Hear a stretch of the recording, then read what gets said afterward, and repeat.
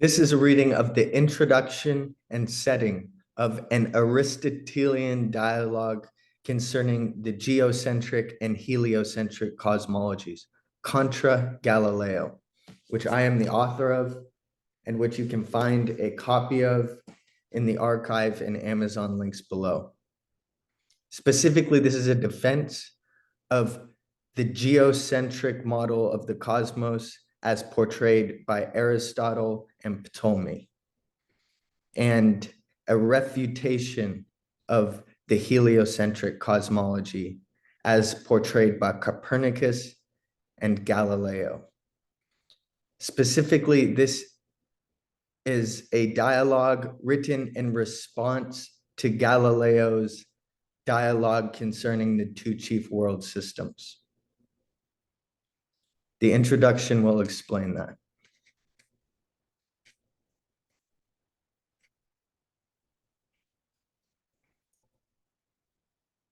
This dialogue is a defense of Aristotle and the peripatetic school against the refutation of their cosmological arguments by Galileo in his dialogue concerning the two chief world systems. It is only fitting that a dialogue refute a dialogue. The dialogue form used by Galileo was impactful because it contended against the scholastic and peripatetic doctrines of the previous age. Whereas Copernicus and the other main figures of the scientific revolution did not argue against the contrary cosmological hypothesis as much as compile tables of observations of data in support of their own. Galileo is the central figure in that movement because he attacked the scholastic and peripatetic position about cosmology directly, rather than merely compiling data and figures in tables in reference to and support of the heliocentric cosmology originally put forth by Copernicus. This work then argues for the geocentric cosmology against that of the heliocentric by attacking the heliocentric as much as by propounding arguments in favor of the geocentric and peripatetic cosmology. And the form in which this work was written is that of a dialogue, for the reason that contention between opposing viewpoints is directly resolved thereby. The opposing view, therefore, has to be addressed for resolution to be possible in any case. And dialectic is the primary means of debate between opposing viewpoints. Aristotle's works that address cosmology are primarily his On the Heavens, De Kaleo, and his Physics, which I should say something about, since many of the arguments made in this dialogue are extracted almost verbatim from those works. First, I should note that the writings of Aristotle, which have been preserved to this day, are his lecture notes, not works meant for publication and distribution. He wrote dialogues which have since been lost to antiquity. His lecture notes, which are wrongly considered as his formal writings, are dialectical nonetheless, even though there are not multiple characters arguing over contentious points. The dialectic takes place within his own mind as a stream of thought mulling over the consequences of different proposed hypotheses without a second disputant. Thus, in the writings of Aristotle,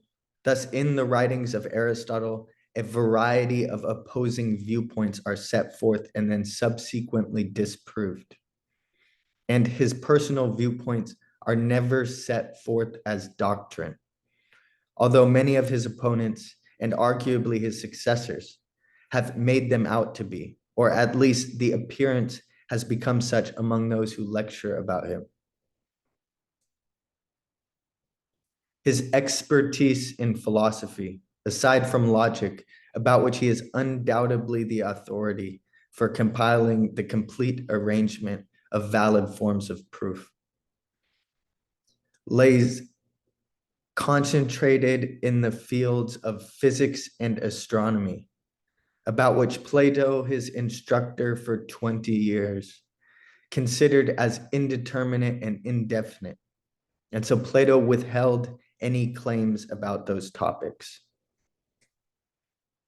Aristotle directly addressed the heliocentric theory and provided fortified arguments against that position, from which it is possible to apply those arguments against the heliocentric theory that arose during the scientific revolution and has hitherto remained in vogue. Upon reading his Physics and On the Heavens, however, one gets the impression that he is not employed in materialistic speculation, for those works verge more on theology and metaphysics than physics as it has been theorized about since the scientific revolution. Thus, Martin Heidegger said that the physics is a lecture in which he seeks to determine beings that arise on their own, taphise anta, with regard to their being.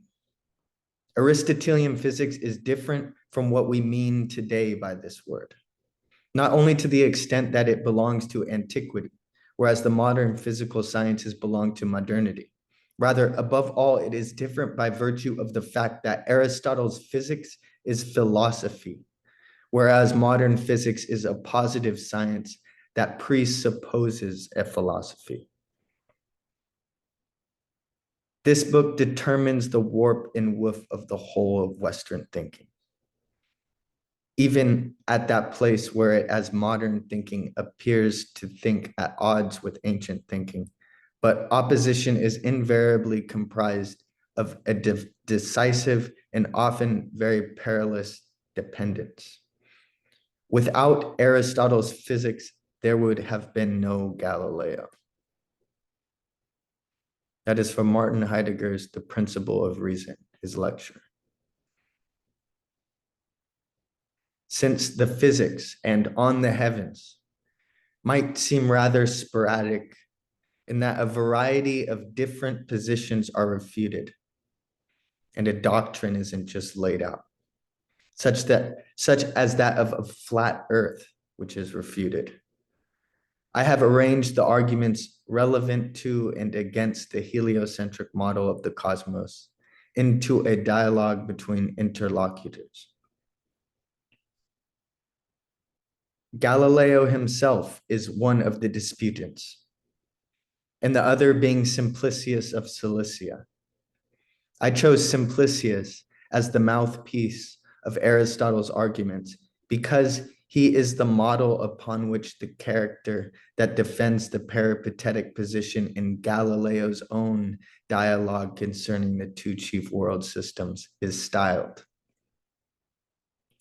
Galileo then uses Simplicio, as he calls him, as his opposition and contends with the peripatetic cosmology through dispute with this character. There is an unfortunate confusion about Galileo's character Simplicio in his dialogue concerning the two chief world systems. He is thought by those unfamiliar with the commentators on Aristotle to have his name derivative of the insult simpleton. However, there is no doubt that Galileo was referring to Simplicius of Cilicia, the 5th or 6th century commentator on those particular works of Aristotle.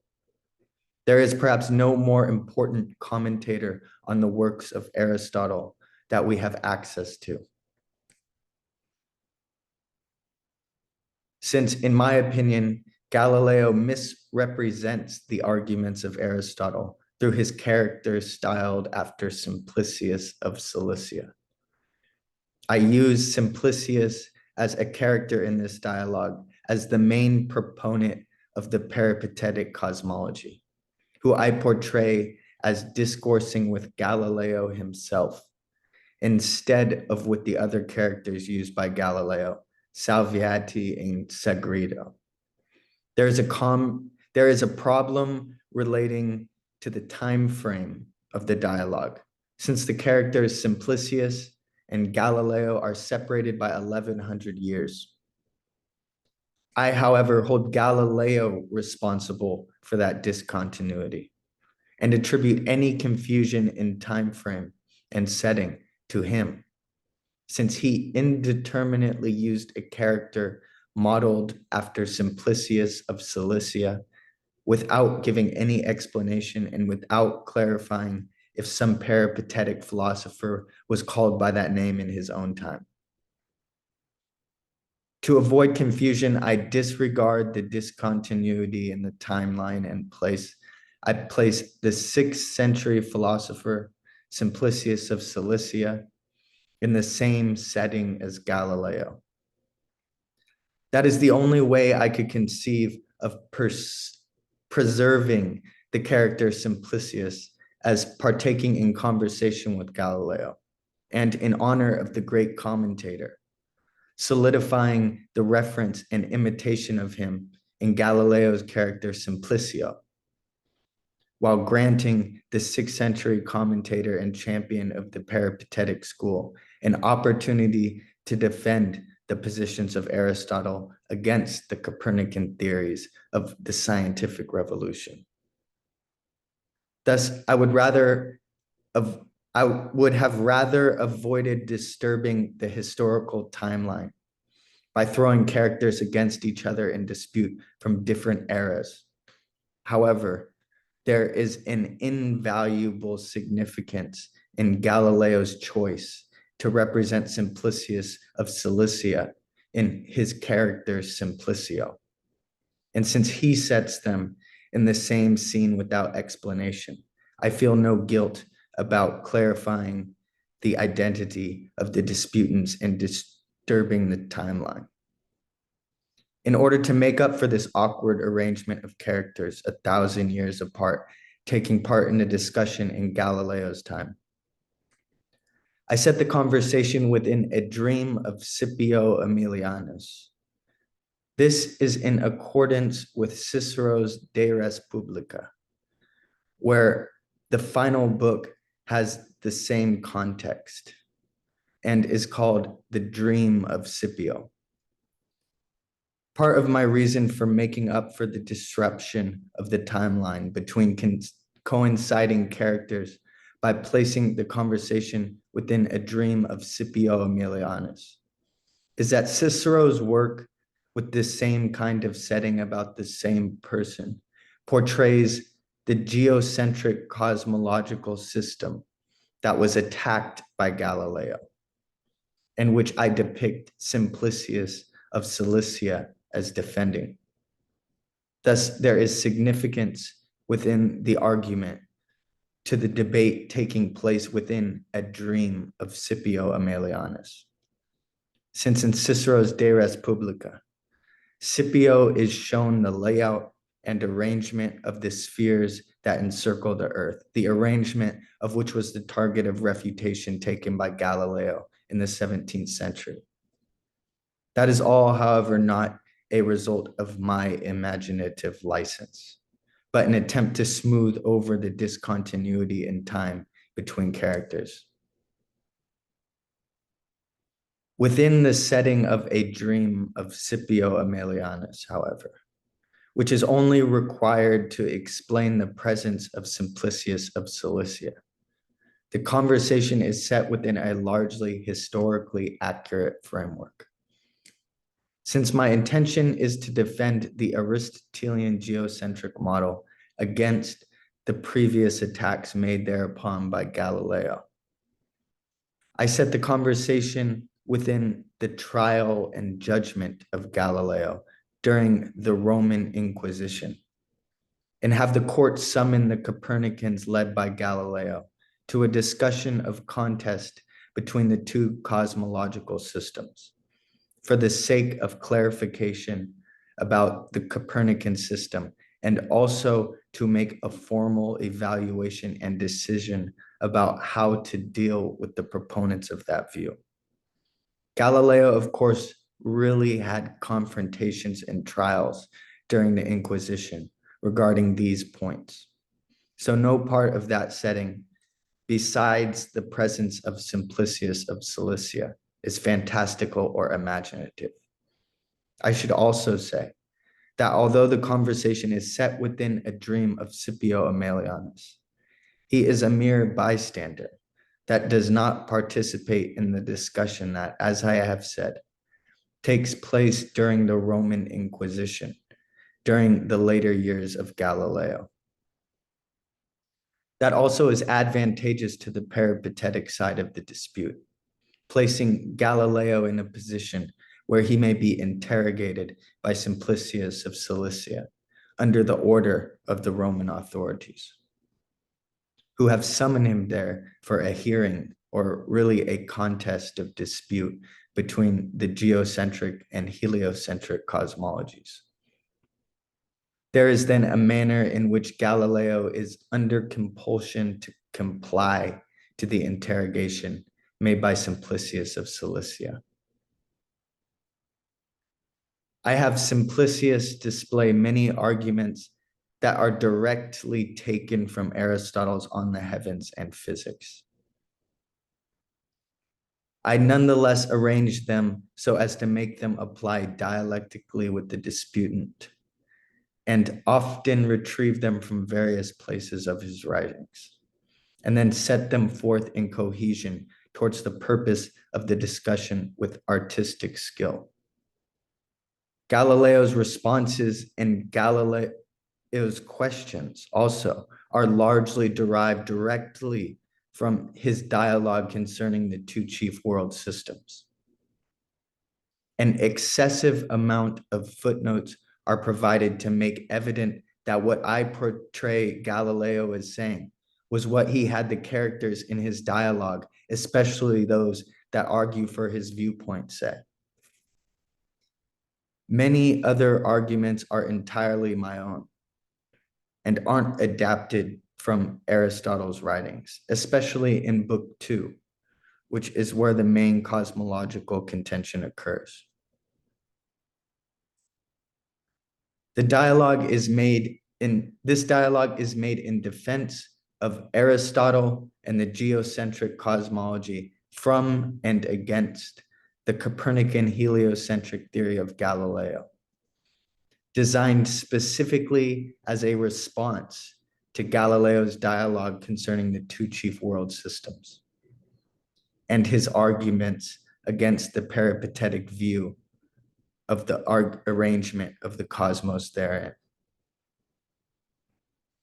As I interpret Galileo as misrepresenting the arguments of Aristotle as portrayed through the character Simplicio in his dialogue, I portray that same character, who was styled after the 6th century commentator Simplicius of Cilicia, as contending with the challenges set against him in Galileo's dialogue, with Aristotelian arguments that are neither misrepresented nor filtered through the bias of an opponent, nor weakened by an inadequate grasp of peripatetic positions and forms of reasoning. I thus address the problems and challenges set forth by Galileo against the Aristotelian theses directly, and set forth in turn arguments against the heliocentric model of the cosmos from Aristotle's On the Heavens and Physics, which were insufficiently displayed in Galileo's dialogue concerning the two chief world systems. The topics and questions covered in this dialogue and those in Galileo's are the same. And the characters are, for the most part, the same, aside from the fact that I replaced the characters that Galileo has argued his own views against Simplicius with Galileo himself, and have the setting of the discourse take place as part of Galileo's trial in the Inquisition, where he is summoned for a contest and exposition between the two cosmologies. An Aristotelian dialogue concerning the geocentric and heliocentric cosmologies, contra Galileo, and written in response to Galileo's dialogue concerning the two chief world systems.